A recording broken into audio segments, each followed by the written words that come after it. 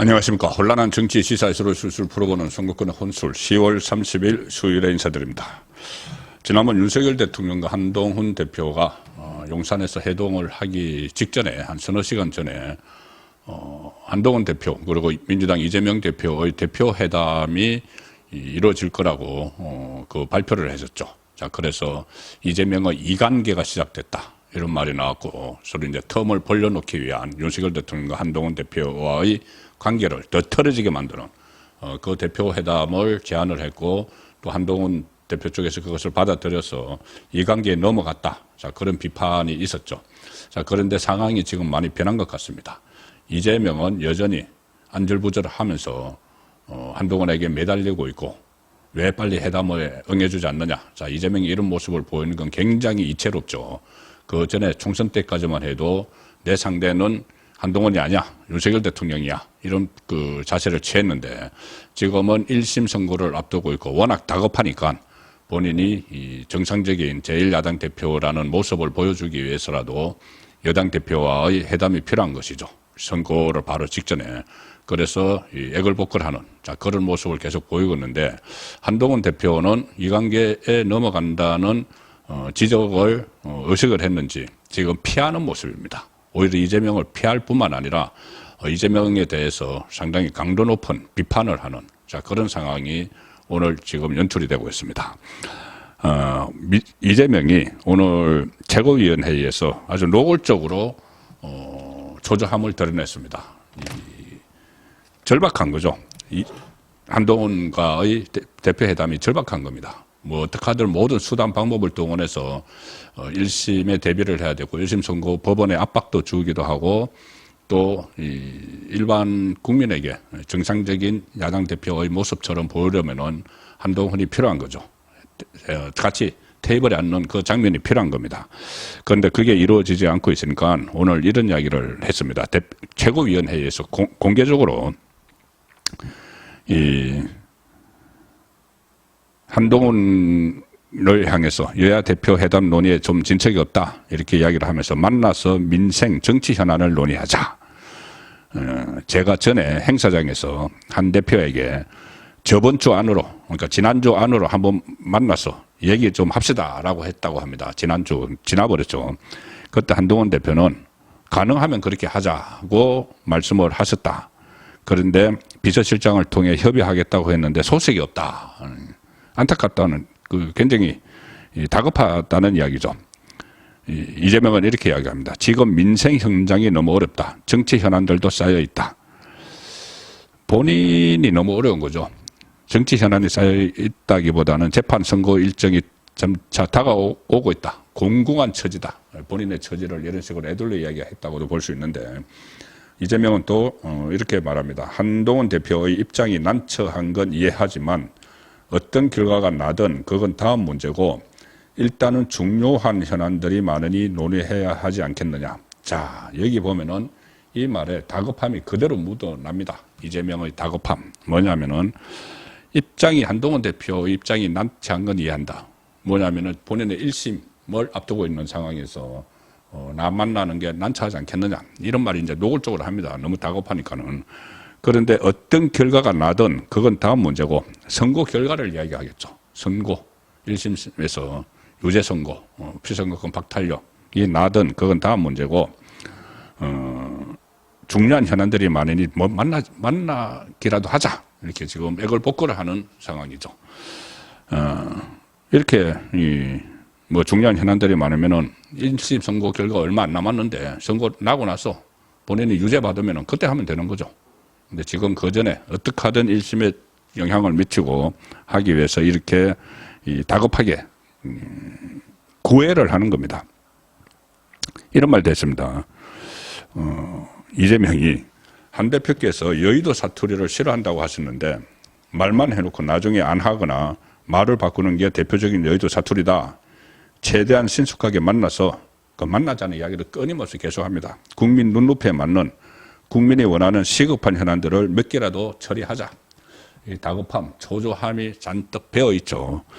자, 여기에 끝나는 게 아닙니다. 민주당 대변인까지 이제 이재명의 지시를 받았겠죠. 황정아 대변인도 최고위원회의를 마친 뒤에 이제 기자들에게 이제 비공개 회의에서 자기들끼리 이야기했던 내용을 설명을 하겠죠. 지난 주말 안으로 여야 대표 회담이 성사될 것이라는 예측이 우세했고 본인들이 그렇게 예측한 거죠. 양당 비서실장들이 실무를 조율하고 있다. 그런데 의견이 가도 국민의힘 쪽에서 대답이 없다. 그냥 내부 논의를 해보겠다는 식으로 이야기하면서 진척이 없다. 일종의 뭉개고 있다는 이야기죠.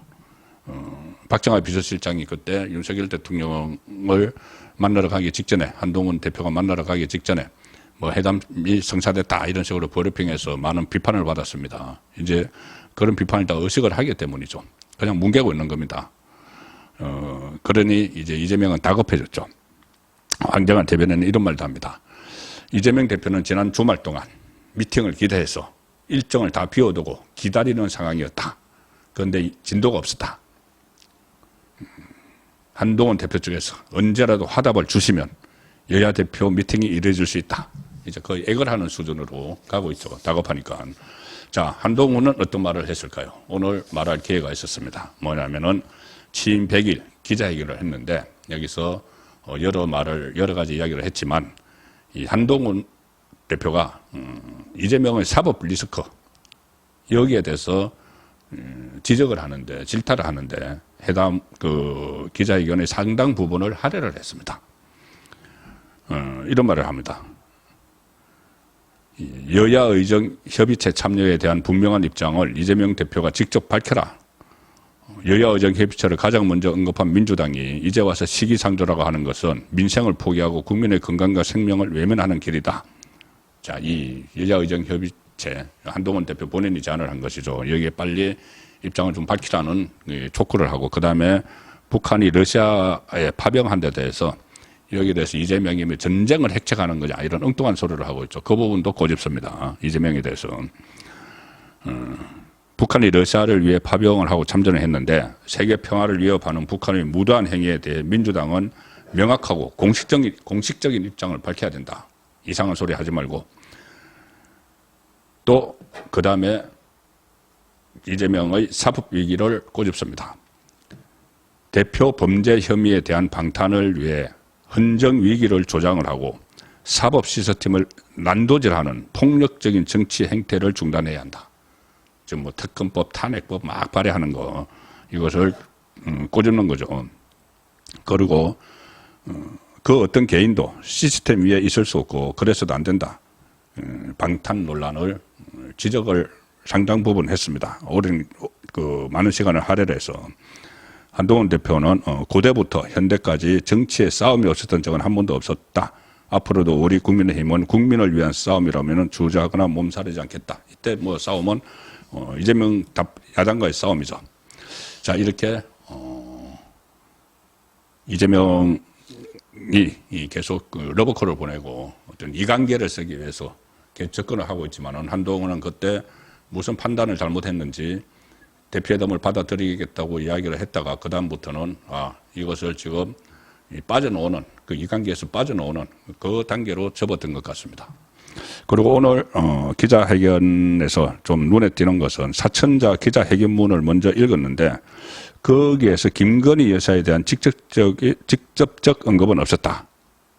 김건희 여사에 대해서 언급을 안 했습니다. 그런데 이제 그 끝나고 일문일답을 하니까 일문일답에서 질문이 나왔습니다. 여기서 한동훈 대표는 특별감찰관 관련한 질문에서 김 여사에 대한 우려와 걱정이 있는 건 분명하다. 지금 권력을 감시하고 권력의 문제를 사전 예방하는 역할과 기능이 반드시 필요하다. 특별감찰관이 이야기하는 것이죠. 국민의힘이 그것조차 머뭇거린다면 민심을 알겨나는 거야 라고 생각될 것이다. 이렇게 답을 했습니다. 어쨌든 이 걱정이 됐던 부분, 이재명의 1심 선고를 앞두고 한동훈 대표가 그 이관계에 넘어가는 것 아닌가 그런 우려가 많았는데 거기서 좀 탈출을 하는 상황이 잘못 가고 있음을 인식을 하고 탈출을 하는 그런 모습을 보여주고 있습니다. 이재명은 그럴수록 더 초조한 것이죠. 어떻게 보면은 한동훈에게 외면당한 이재명, 닭 쫓던 게 무엇을 쳐다보는, 지붕을 쳐다보는 그런 격이 됐습니다. 송국근의 혼술이었습니다.